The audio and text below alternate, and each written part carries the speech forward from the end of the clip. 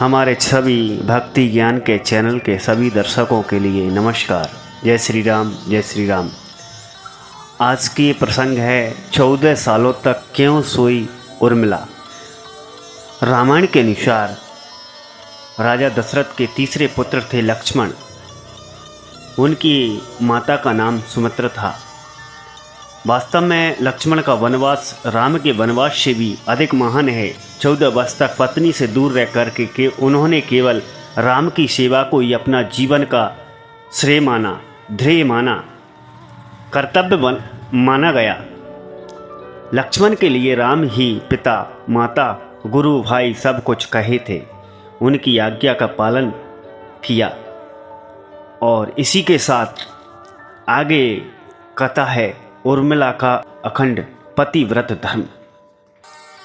वाल्मीकि रामायण के अनुसार उर्मिला जनक नंदिनी सीता की छोटी बहन थी और सीता के विवाह के समय ही दशरथ और सुमित्रा के पुत्र लक्ष्मण को ब्याही गई थी।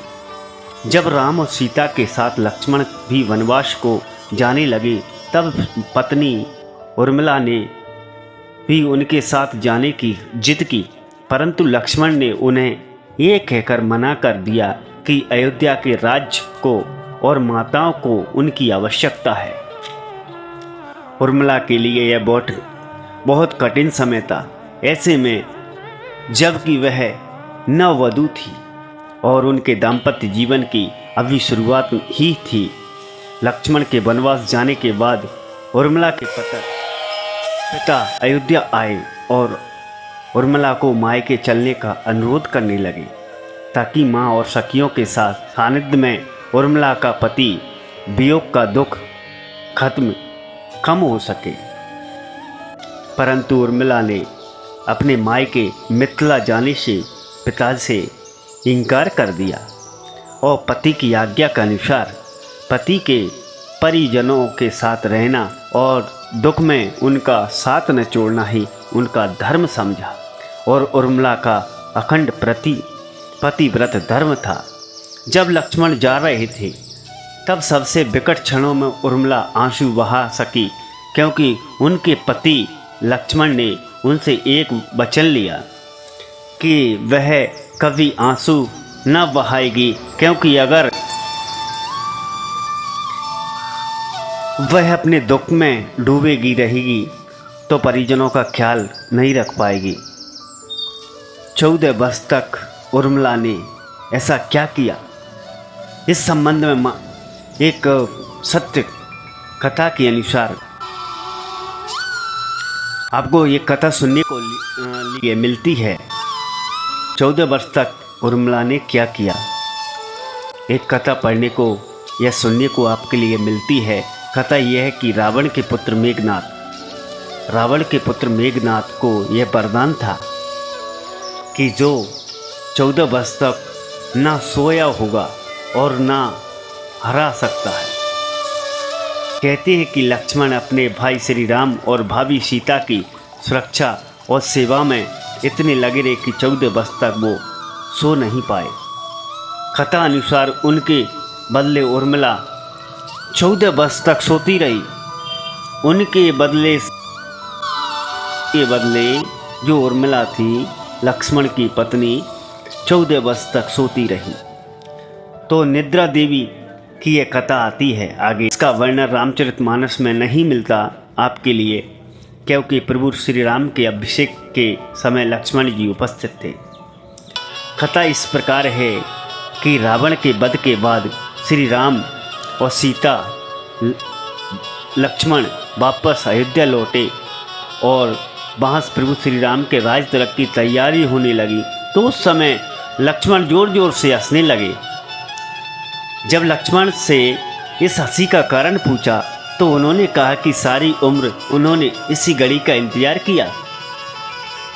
अब श्री राम का राज तिलक होते हुए देखूंगा, लेकिन अब उन्हें निद्रा देवी को दिया गया वचन पूरा करना होगा जो उन्होंने वनवास जाने से पहले दिया था। किंवदंती के अनुसार वनवास की पहली रात में जब भगवान श्री राम और देवी सीता कुटिया में विश्राम करने लगे तो लक्ष्मण कुटिया के बाहर एक प्रहरी के रूप में पहरा दे रहे थे। तभी उनके पास निद्रा देवी प्रकट हुई। तब लक्ष्मण ने निद्रा देवी से यह वरदान मांगा कि 14 वर्ष तक निद्रा से मुक्त कर दे।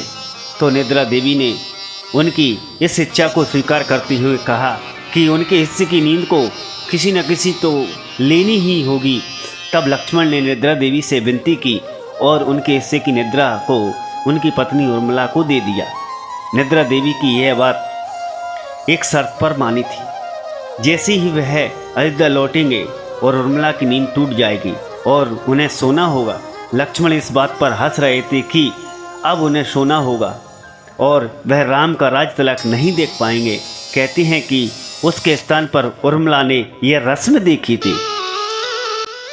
लक्ष्मण के और उर्मिला के से अंगद और चंद्रकेतु के नाम के तथा सौमदा नाम की एक पुत्री उत्पन्न हुई। लक्ष्मण के जी की यहाँ अंगद और चंद्रकेतु नाम के 2 पुत्र हुए और सौमदा नाम की एक पुत्री उत्पन्न हुई। अंगद ने अंगदियापुरी तथा चंद्रकेतु ने चंद्रकांतापुरी की स्थापना की। अब इस वीडियो में आप सोच में पड़ गए होंगे कि निद्रा देवी के प्रभाव में आकर अगर उर्मिला 14 वर्ष तक सोती रहीं तो सास और अन्य परिजनों की सेवा करने का लक्ष्मण को किया वादा उन्होंने कैसे पूरा किया। तो उत्तर यह कि सीता माता ने अपना एक वरदान उर्मिला को दिया था कि उस वरदान के अनुसार उर्मिला एक साथ 3 कार्य करती थी।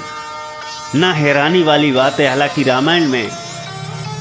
रामायण के जानकर इसकी इस तरह की घटना से इनकार करते। ये तो थी रामायण की रोचक कथा और अब वीडियो से विदा लेते हैं। जय श्री राम। अगर आपको वीडियो हमारी अच्छी लगी हो तो वीडियो में कमेंट में श्री राम अवश्य लिखें।